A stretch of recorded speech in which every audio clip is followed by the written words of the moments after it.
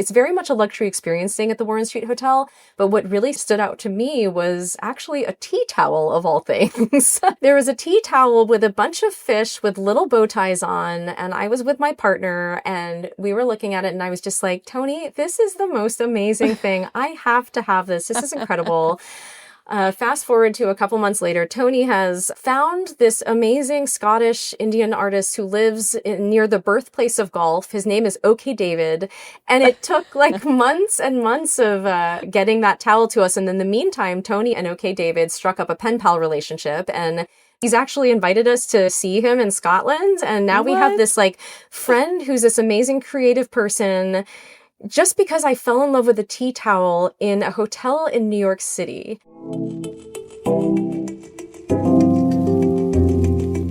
How can a tea towel, and more broadly speaking, a hotel, help you unlock a destination? Well, we're going to find out on this episode of Unpacked, where we dive into Afar's newly minted 2025 Best New Hotels list. I'm Aislinn Green, and joining me today is Afar Senior Deputy Editor Jennifer Flowers, who assembled this list of 25 extraordinary hotels, which you can now read about at afar.com/bestnewhotels. Jen, welcome back to Unpacked. You're our celebrity hotel guest. Thank you so much. I'm so glad to be here. You know, this is my favorite time of year, Aislinn, just talking about our best new hotels.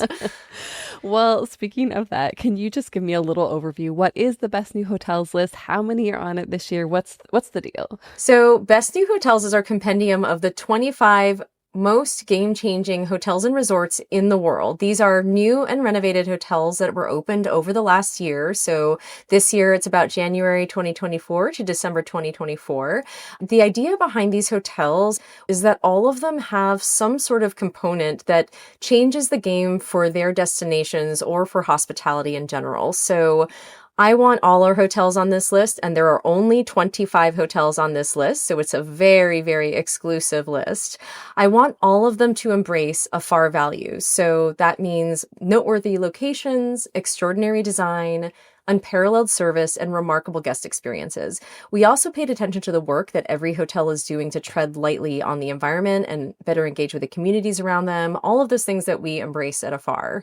What are some of the key things that make a hotel stand out? Well, for me, it's always about looking at what's already there and figuring out what about this new hotel is offering something new to the traveler, or how is it making the hospitality industry better? So there are a lot of examples on that list. One that comes to mind immediately is the Populous Hotel in Denver, which is the first carbon positive hotel.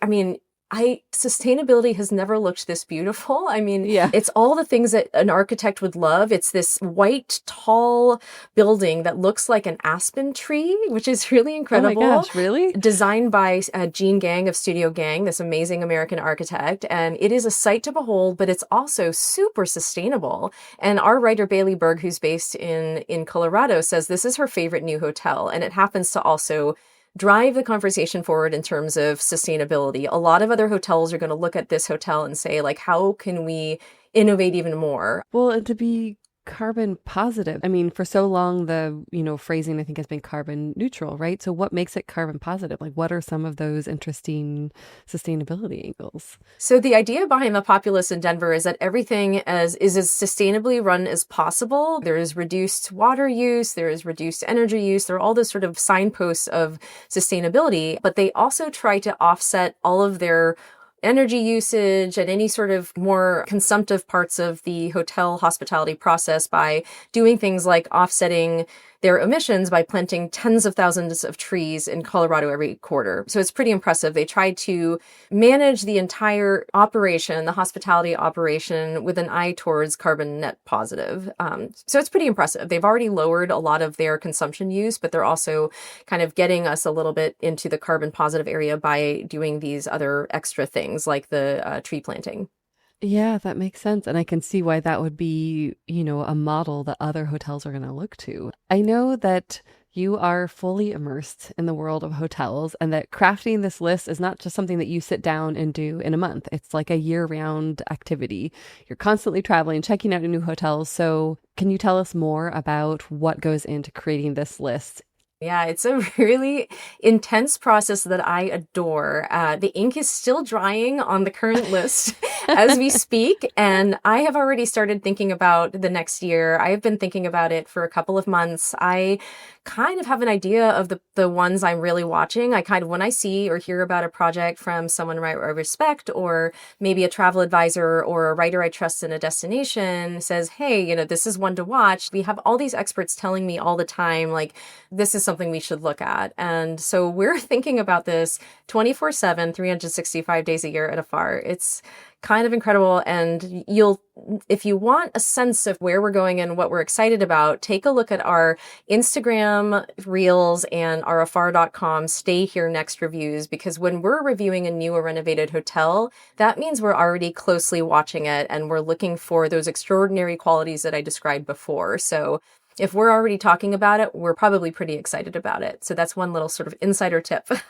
You have a 2026 list building in your mind right now. I can see it. I absolutely do. And that's it's in the vault until next year. And so hopefully I'll be sharing those with you next year. But I have to say, every year I am constantly impressed by the hospitality world in terms of how they up the ante, not just on guest expectations and kind of responding to what guests want today, but there's also this incredible, like, there is more community upliftment than I've ever seen. I mean, you have hotels that are building community projects alongside the hotels themselves. You've got so many amazing hotels that are making travel better. And it's just super exciting to be thinking about hotels right now.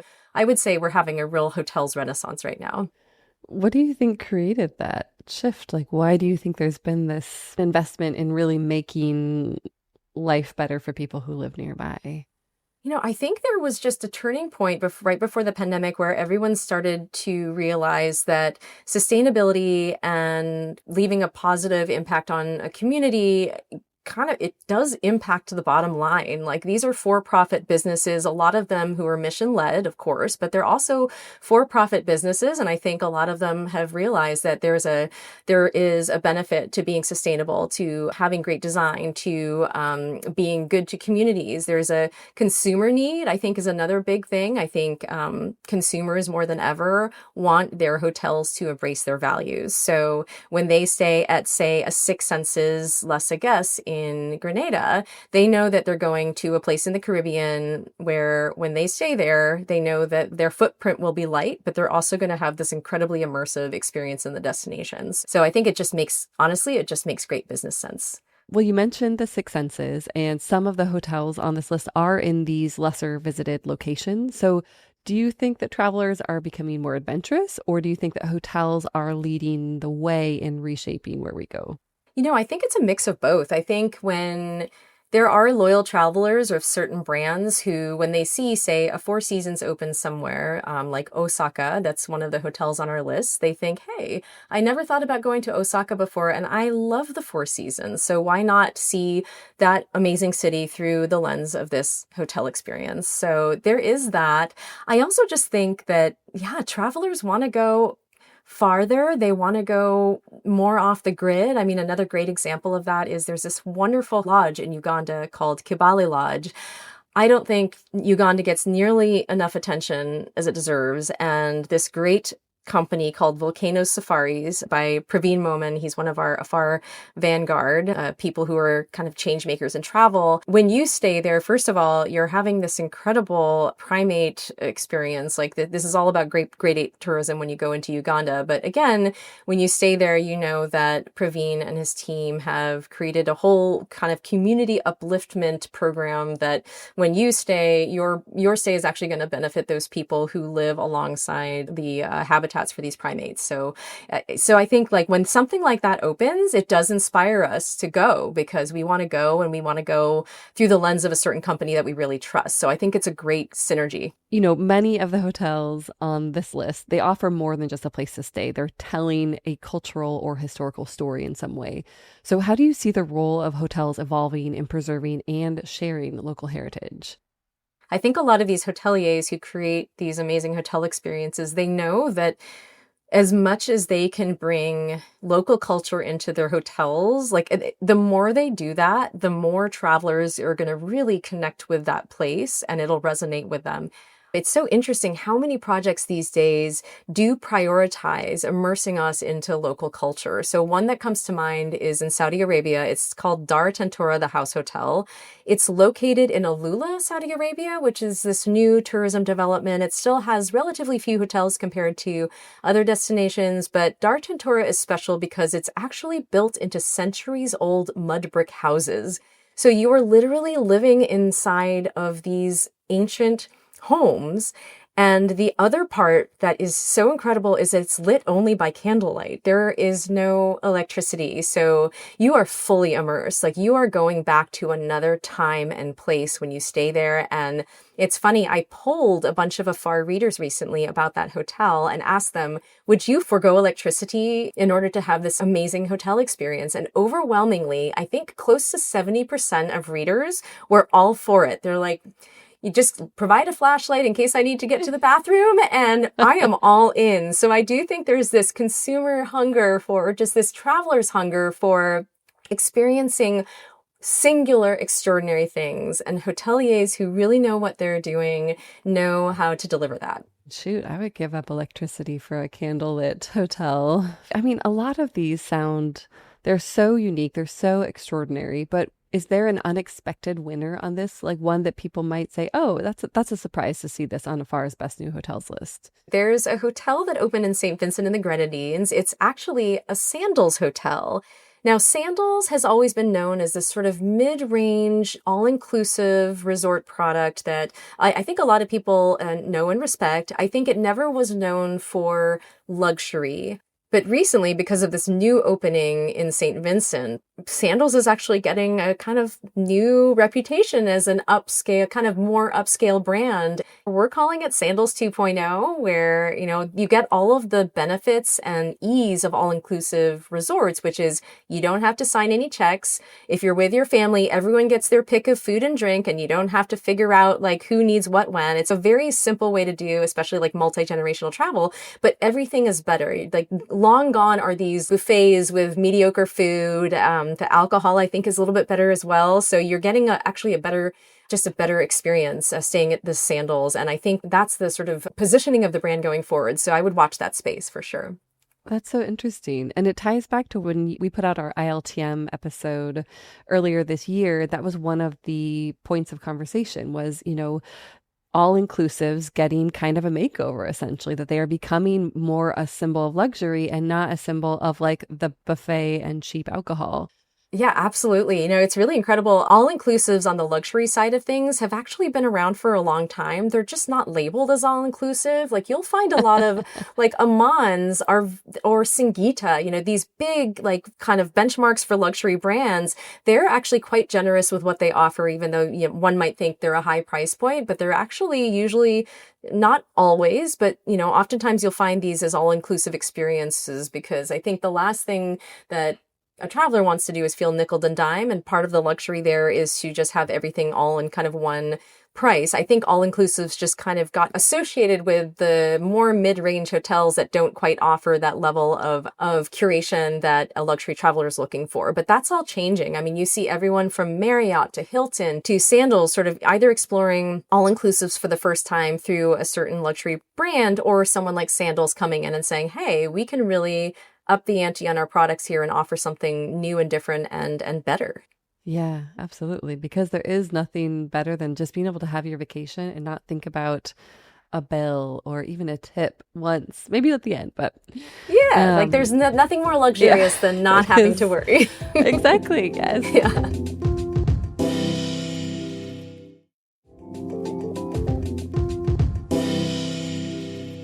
Well, you mentioned sustainability and social responsibility a couple of times, but it does feel like it's more of an expectation. It's not so much an option. It is something that travelers expect their hotels to do. So how do you see hotels innovating this in this space beyond the usual initiatives? Yeah, this is a really interesting one. And it kind of goes back to when a traveler thinks about sustainability on their booking journey. And I think a lot of people do think about it earlier than ever. But I think people really think about sustainability when they're at the place. So they're in Botswana, in the Okavango Delta, looking at all the incredible wildlife around them. And they're thinking like, is this hotel treating the landscape well? Who is the community living there? Like our readers are asking those questions, like travelers are asking those questions now. And I think the make or break of loyalty there is at the property itself. If you see a single-use piece of plastic somewhere and you're in the middle of this beautiful landscape in the place, you're going to be like, hey, wait a second. And maybe you won't be as loyal to that brand in the future. But then if you go to a place like Tawana in Botswana, which is a natural selection camp, which was actually a partnership with a local chief.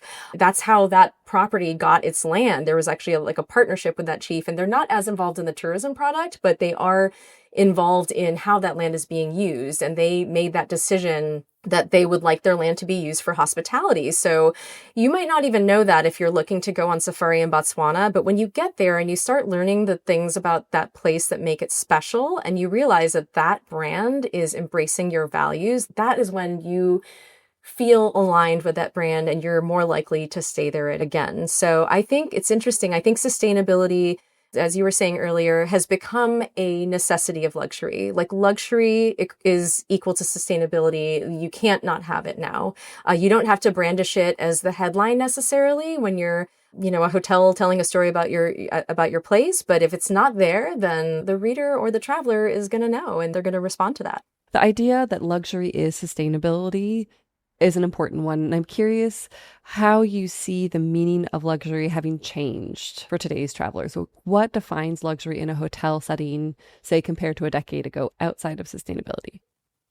I think that hotels need to be as meaningful to locals as they are to guests in a lot of ways. And I think that goes back to, a hotel embracing its community and the community ultimately embracing it back. Like, what does this hotel mean to the community? Is it providing jobs? If it's a city, like, is it a place where locals gather? I think a big selling point for hotels, especially in cities, is are locals in the bars? Are locals in the restaurants? And I think there's an added value for the guests when they're rubbing shoulders with locals, people who are like, say, in New York City, getting a drink, or, in Bangkok, there's the Dusatani in Bangkok, which, full disclosure, my father, a hotelier, he actually worked with them for a little while right before he retired. And so I spent a lot of time in that hotel. It's a Thai-owned hotel. And I know you recently talked to Andre Fu, the designer, about Yes. it. And we'll be hearing about that more. But it's this incredible hotel that's always been part of Thai society in Bangkok. And it had gotten a little long in the tooth. It needed a bit of a reinvention. And Andre Fu came in and did this incredible job of reimagining this hotel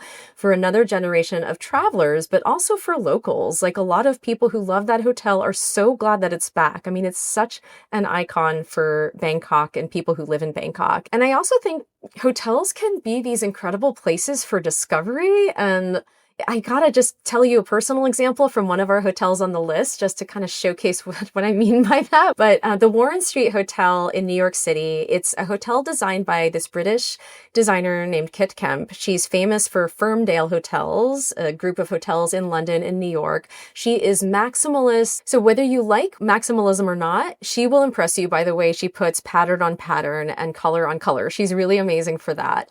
The other thing she's really amazing at is sourcing of her hotel products. Now, she is very interested in art and craft and craftsmanship all over the world, and she has this amazing blend of really prominent global artists and all of these amazing, like, hyper local, not quite on the global radar map. Like she finds these incredible artistic voices and puts them in her hotel, and they create these whole like worlds of stories. And so like, it's interesting, like it's very much a luxury experience staying at the Warren Street Hotel. But what really stood out to me was actually a tea towel of all things, of all things. And you might not think it's like a luxury item, but, That's funny. but there was a tea towel with a bunch of fish with little bow ties on. And I was with my partner and we were looking at it and I was just like, Tony, this is the most amazing thing. I have to have this. This is incredible. Fast forward to a couple months later, Tony has Google Lens this tea towel, found this amazing Scottish Indian artist who lives near the birthplace of golf. His name is OK David, and he creates these tea towels and other pieces of art in a very kind of small scale production way. Now, the production of these tea towels is so small that he had to go to the maker of the towels, the person who actually prints the towels, to ask him to like rev up the machine again and print us another towel. And it took like months and months of getting that towel to us. And in the meantime, Tony and OK David struck up a pen pal relationship, and they were exchanging ideas about creativity. And OK David sent us all these other amazing just gifts just because we were interested in each other's lives. And he's actually invited us to see him in Scotland. And now we have this like friend who's this amazing creative person, just because I fell in love with a tea towel in a hotel in New York City. Wow. And I think it's that kind of discovery that a hotel can provide to guests through these little things that might trigger a little like, hey, like, what is this? And it allows you to sort of go down a pathway that, I don't know, there's something so luxurious and wonderful about like that discover factor, right? And so a tea towel sparked for us like an entire trip. We're actually going to Scotland in April, and we might actually see OK David. Oh my gosh. All thanks to Kit Kemp, and all thanks to the amazing sourcing that she did on this hotel in New York City. It's pretty wonderful. I love that. I love that story so much. I cannot wait for that photo. And if it comes out in time for this episode, we should for sure include it in the newsletter. You know, what's kind of interesting too about what you're saying is I feel like we're in an era where vacation rentals have become so standardized. And of course, there's this pushback against vacation rentals because of how they have impacted local economy. And hotels are like coming out more the heroes in this way of like that they're the ones who can connect you to the local artisans, to the local experiences. They're having a positive impact on the economy. And it's just interesting to kind of sit here in 2025 and think about, you know, the conversations we were maybe having 15 or 20 years ago. It's so different. And I love that.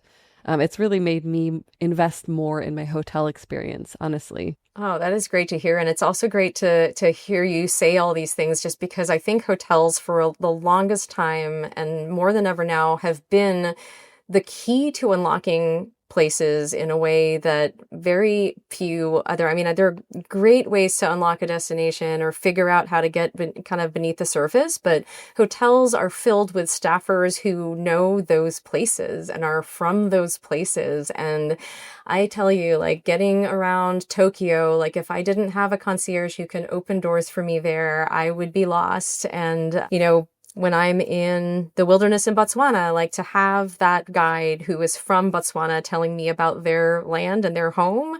Like I couldn't think of a more enriching way to experience things. And so many times hotels are the places that connect us to these concepts and people. And it's pretty incredible. So speaking of place, we have featured an absolutely gorgeous hotel in Dubai on the cover of the magazine, which is out on newsstands now, so pick up a copy.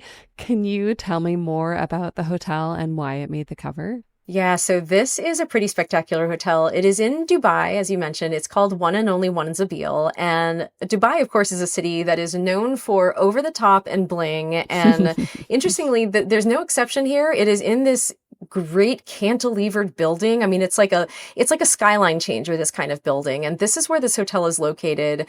But what I love about this hotel is it manages to offer this sense of peace and tranquility and even like a sense of place in this kind of high-rise world. So like you're in this crazy cantilevered building called the Link, but your bathroom amenities smell like rose and saffron, like things you might find in an Arabian garden. And there's this outdoor pool where you can lounge with a view of the city skyline. I mean, it is so Dubai and also so serene. It's like kind of these interesting paradoxes that I just love. And One and Only, just their service is just superlative. You will not find better service in the city. It is standard setting, and the One and Only One Zabil in Dubai is a very special place, and it makes for a great cover, let me tell you. It's pretty impressive. Yeah, it's a gorgeous cover. Well, Jen, you mentioned your father, and in last year's Best New Hotel episode, you talked a little bit about your life growing up in the hospitality industry. So we'll link to that episode in the show notes. But I wanted to end with a question or two about what that life was like, because we've had some interest from listeners. And I think it's such a fascinating lifestyle that most of us never experience. So I'm curious if you had a favorite part of hotel life or growing up in hotels as a kid, or was there something that you noticed that made you feel a little different than your peers, maybe? Oh my gosh. Well, I remember this one time I think I was in first, I can't remember. I think it was Mrs. Dindorf, and I was in Marymount School in New York City, and I was living at the Plaza Hotel, which is this iconic hotel, and they had this game that we were playing, or the teacher was playing, Mrs. Dindorf was playing this game of like, I'm going to read off addresses, and if you can recognize your address, then you can go home. You can be the next person to like leave the classroom and then go, to your parents and go home. And so she's reading off all these addresses, and I remember her getting to the Plaza Hotel, Fifth Avenue and 59th Street, New York, New York. And I was kind of looking around thinking like, well, I'm pretty sure everyone lives at hotels. So I'm just going to wait and just kind of wait for who, like, I think it's my house, but it might be someone else's hotel. So little me thinking that everyone lived in hotels and that was just the norm. Like it was so funny. I was just like, wow, perceptions are, yeah, like, of course. a little, not quite based in reality there. But yeah, it was a really funny moment for me where I was like, oh, wait, not everyone lives in hotels. Okay. All right. Noted. Exactly. Like, of course, it's normal to you. That was your entire, life up until this moment. Do you have any other memories that really come to mind that stand out from those years in hotel living? Of course, I was a kid watching my father work as a GM and also later a hotel executive. He was a CEO of a company as well. But whenever we were living in these hotels, he would be, you're essentially as a GM, you're the CEO of this operation with F&B and housekeeping. And there's so many different aspects to making a hotel run well that you have to kind of have your hand in all of it. And you also have to be, if you're living on property, then you have to be on call, which means your job is kind of 24/7 and you never know when something's going to go sideways or when you need to help a guest for something or something of the property needs a closer look. So I just saw my father taking calls really late, making sure he connects with guests in the lobby or in the lounge or at the Palm Court or wherever he was working. And it gave me an appreciation for just how hard it is to work in this industry and how you have to approach it as a calling more than a job. Like you must be passionate about this type of work because it'll take a lot out of you, but I think it can be very rewarding as well because you're ultimately delivering these life-changing experiences for guests and also managing a team of people,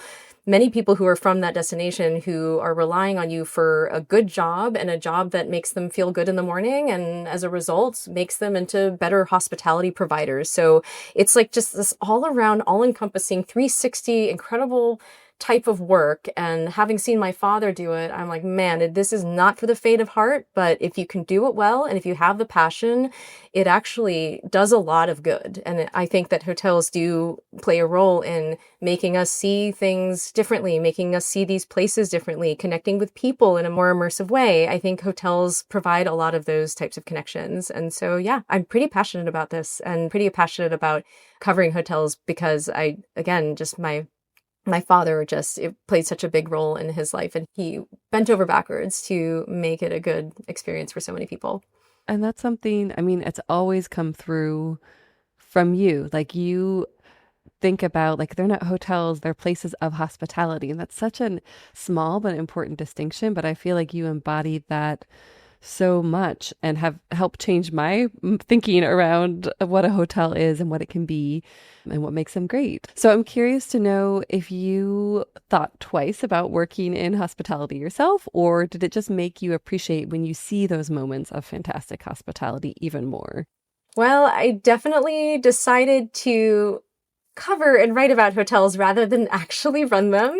Because of course, I saw how challenging it was, just seeing my father work in that career. Yeah, but it did lead me to a career in travel journalism and it inspired me to become a hotel expert. And because my perspective is not just from the guest side, but also from sort of like the inside in the industry and from the back of the house, I really do appreciate just how hard it is to make great hospitality happen. And like covering hotels really is more of a calling than a job to me. And with Best New Hotels, I aim to find those examples that are truly helping the hospitality world to evolve for the better. And I do encourage readers to just look over this list and find a place that piques your interest or kind of stokes a dream you have, and go experience it and see for yourself what great hospitality can feel like. And I promise you, it'll be an amazing stay. So yes, please look over the list. It's linked in the show notes, or you can go to afar.com/bestnewhotels. If you are a hotel fan, please sign up for Jen's bi-weekly Stay Here Next hotel newsletter. The link to that, as well as her social media handles, are also in the show notes. See you next week. Ready for more unpacking? Visit afar.com and be sure to follow us on Instagram and TikTok. We're at Afar Media. If you enjoyed today's exploration, I hope you'll come back for more great stories. Subscribing always makes that easy, and be sure to rate and review the show on your favorite podcast platforms. It helps other travelers find it. And if you want to ask a question or suggest a topic for coverage, you can leave us a voicemail at the link in the show notes, or email us at unpacked@afar.com. This has been Unpacked, a production of Afar Media. The podcast is produced by Aislinn Green and Nikki Galteland. Music composition by Chris Cullen. And remember, the travel world is complicated. We're here to help you unpack it.